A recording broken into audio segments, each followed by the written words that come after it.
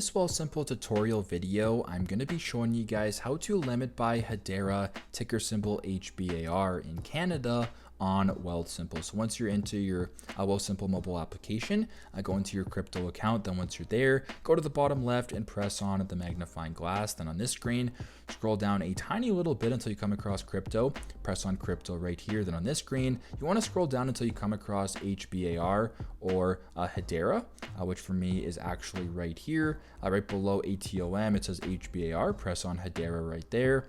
Then on this screen, go to the bottom left and press on buy.